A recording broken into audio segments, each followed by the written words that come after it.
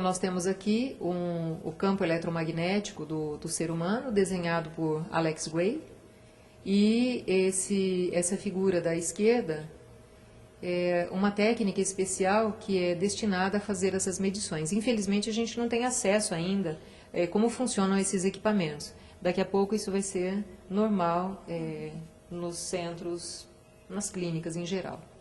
E mais uma vez a imagem do Alex Gray mostrando a malha da mente universal, com os campos toroidais interligados.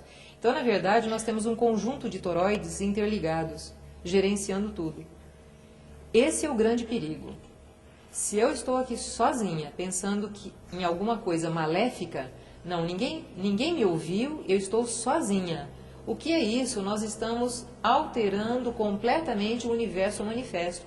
E pensar em universo manifesto não é pensar no planeta Terra, não é pensar na Via Láctea, é pensar no universo todo, aquilo que a gente conhece e o que não conhece. Esse é o grande problema.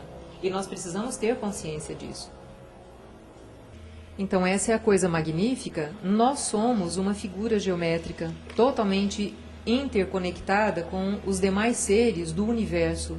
Acabamos de apresentar, então, a organização do universo nos seus diversos mundos e a organização do ser humano com seus diversos corpos. E eu espero que isso suscite uma discussão entre nós para ajudar as pessoas que estão aprendendo agora, entrando em contato agora com esse tema, para que elas possam ter mais consciência da grandeza da sua atuação no universo. E estou dedicando uma parte do meu tempo ao estudo e ao resgate da teosofia, no sentido de esclarecer as pessoas sobre as suas relações com o mundo. Eu estou aqui com a Paula Márcia Batelli Reis, ela é psicóloga, com o Pedro, seu filho, um adolescente também interessado no assunto, e com a Carla Viola, que está nos dando essa oportunidade. Nós vamos aproveitar então agora esse bate-papo, depois da explanação da Marli. Eu gostaria de falar um pouquinho sobre essa proposta que não abrange somente as pessoas que se interessam pelo assunto de teosofia, mas todas as pessoas que se interessam por descobrir, ou redescobrir esse mundo espiritual, esse mundo energético no qual nós estamos mergulhados.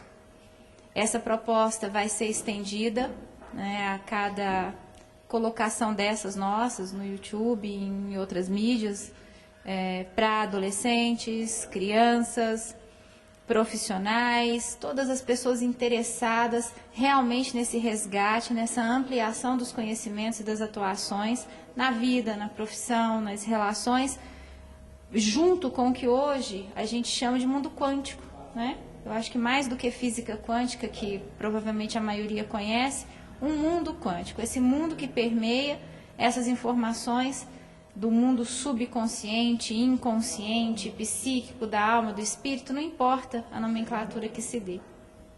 Então essa é a nossa proposta, vocês vão estar convivendo conosco com os vários assuntos, as várias formas de transitar sobre esses assuntos que nós vamos estar oferecendo.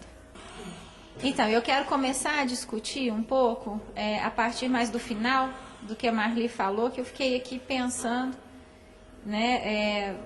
a necessidade que todo processo terapêutico, não importa a área da saúde que esse processo terapêutico esteja atuante, mas a necessidade de fazer com que a pessoa mergulhe nesse mundo interno, nesse mundo psíquico. E foi a partir daquele toroide, que foi citado como parecendo lá a toca do coelho, da Alice no País das Maravilhas, que realmente é isso que as pessoas precisam fazer.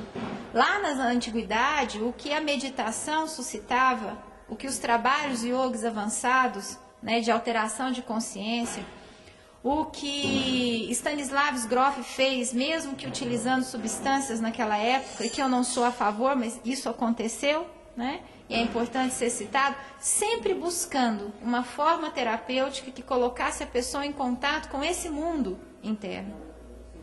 E isso é extremamente importante. E toda essa sabedoria que nós estamos resgatando e que agora está se tornando científica, ela ganhou o status de científica dentro dos moldes da ciência que nós conhecemos hoje, e isso vai favorecer para que a gente possa repensar essas formas terapêuticas. A diferença que faz quando você está mergulhado no mental superior, Não importa o nível do mental superior, mas quando você chega nesse nível, onde você consegue olhar para aquele cliente, de tudo que ele está oferecendo, e você pode de fato ajudá-lo, porque você vai resgatando a origem do conflito. E eu gostaria de fazer um comentário com relação à parte que a Marli fala do duplo etérico, que é a outra parte do nosso físico, e onde que tem os chakras que eles capturam o prana, o orgone, para depois espalhar essa energia vital para o nosso corpo, para que é esse combustível da nossa vida. Quando a gente se alimenta de certos alimentos, cada alimento tem a sua vibração,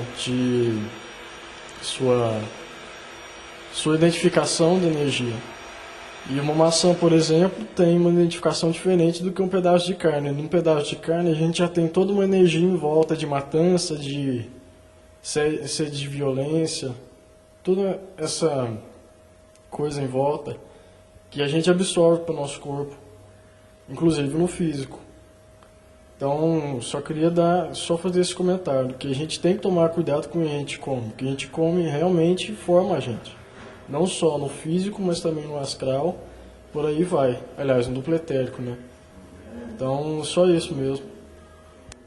Aproveitando a sua colocação, Pedro, eu gostaria de lembrar aqui alguns pontos a respeito da carne. Tem um documentário que foi feito chamado A Carne é Fraca. Ali as pessoas recolheram imagens dolorosas de gado, de frangos, que são selecionados como se fossem pedra, o defeituoso, o não defeituoso, e eles são triturados vivos para fazer ração. E quando a gente se lembra disso, nós lembramos o seguinte: quanto mais complexo é o animal, maior a facilidade com que ele tem de detectar algumas coisas que a gente pode chamar de sentimento. Então, quando você observa um boi no matadouro, quando ele entra no corredor da morte, ele tem um medo, um pavor da morte, porque todos os seres vivos têm medo da morte, que certamente produz uma série de substâncias químicas que são tóxicas, são resultado desse pavor dele, dessa raiva que ele tem, porque ele vai morrer. Ele já viu o boi anterior sendo espancado à morte. E ele corre naquele corredor, ele migra para trás, ele não tem vontade de seguir adiante. Então, esse tipo de substância química que é lançada no seu sangue, isso impregna na carne. E é isso que a gente come. A gente come o tal do boi raivoso que o Dr. Goswami mencionou no segundo simpósio que você teve a oportunidade de assistir. Num workshop que teve em São Paulo agora em 2010. Então, nós deveríamos repensar realmente, como o Pedro colocou, o tipo de alimento que nós estamos consumindo. Porque se nós consumimos uma substância que tem metabólitos relacionados com medo e raiva como defesa, é isso que nós vamos ter. E cada vez mais a nossa energia vai baixando. E é isso que acontece, por exemplo, nos bares. Muita cerveja, muita carne, e aí o pessoal perde a razão, perde a consciência, perde a conexão com tudo. E acaba se estapeando, acaba se matando. E o resto da violência que a gente não precisa repetir aqui. A alimentação é um grande movimento de informação quântica, porque, como o Pedro disse, cada alimento tem uma frequência, cada alimento tem uma identidade, uma identificação, uma característica. Quanto a qualquer coisa sobre alimentação, nós temos muitas pesquisas, tem muita coisa interessante hoje sobre isso, mas uma coisa eu vou dizer para vocês e vou ser taxativo. Todos nós que comemos carne, principalmente carne vermelha, nós comemos carne raivosa. E aí a gente começa a se perguntar por que existem tantos surtos de violência. Por que em determinadas coletividades, grandes ou pequenas ou médias, não importa, a gente vê surtos mais frequentes, outros menos frequentes. Quando você vai fazer uma pesquisa em relação a isso, você sempre esbarra na quantidade de ingestão de alimento carnívoro. Eu tenho que pensar nessa influência de campo. Eu não estou comendo só a carne com hormônio, eu estou comendo o cara que matou e que sabe-se lá o nível de raiva que ele estava, o nível de ódio. E aí eu não sei, por exemplo, o que está aberto no meu campo eletromagnético para que eu atraia mais ainda e reforce mais ainda em mim mesmo as raivas, os ódios, as violências. Então, isso são coisas que nós precisamos discutir, sinceramente, dentro da escola. Os pais precisam aprender para retomar essas histórias com as crianças. Existem hoje várias outras formas de se alimentar. Várias que são melhores. Existem médicos hoje, cardiologistas, que a primeira coisa que eles pedem para a pessoa, para baixar o colesterol e para gerenciar essa coisa da pressão arterial, é pare de comer carne. O cardiologista da minha mãe, o Berabé, assim, pare de comer carne.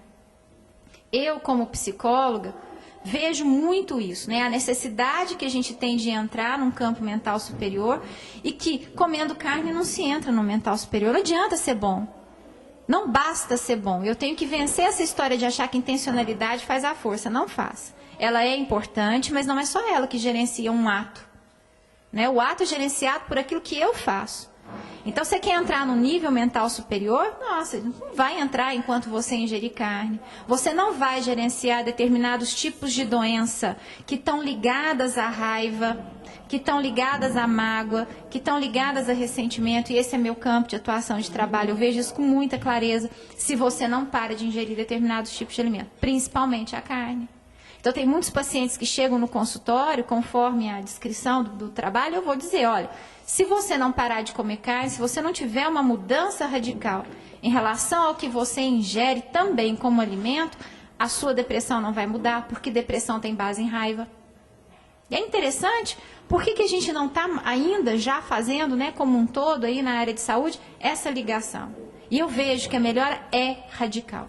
Melhora é radical. Esses problemas de artrite, artrose, as juntas, né, as articulações inchadas aí, doloridas, fibromialgia, isso é raiva pura. Você vai trabalhar com a pessoa, você está vendo que a pessoa tem todo um processo que ela não gerencia a raiva, ela só acumula. E aquilo vai ter que se materializar no físico de alguma forma. E aí você precisa fazer todo um trabalho para que a pessoa elimine aquela raiva, para que a pessoa venha para um outro campo de vibração. Então, a alimentação também faz a diferença, né? A alimentação da comida física e a alimentação emocional. Então, tem muita coisa que precisa mudar, mas nós precisamos começar a discutir isso de base. E base que eu falo é dentro de casa, principalmente dentro de casa. Complementando o que a Paula mencionou sobre carne, duas coisas me vieram à memória. Primeiro, que nós estamos nos alimentando de cadáveres. E quem se alimenta de cadáver é bactéria, é fungo, não somos nós. E a segunda coisa, como a digestão é muito lenta da carne, a energia vital é consumida para isso. É por isso que as pessoas têm uma grande sonolência depois de encherem o estômago com esses alimentos pesados. Então, se nós estamos procurando vitalidade, se nós estamos procurando a sutilização, se nós estamos procurando a nossa melhor relação com o mundo, nós não podemos ficar nessa baixa densidade com perda de energia. Essa que é a questão.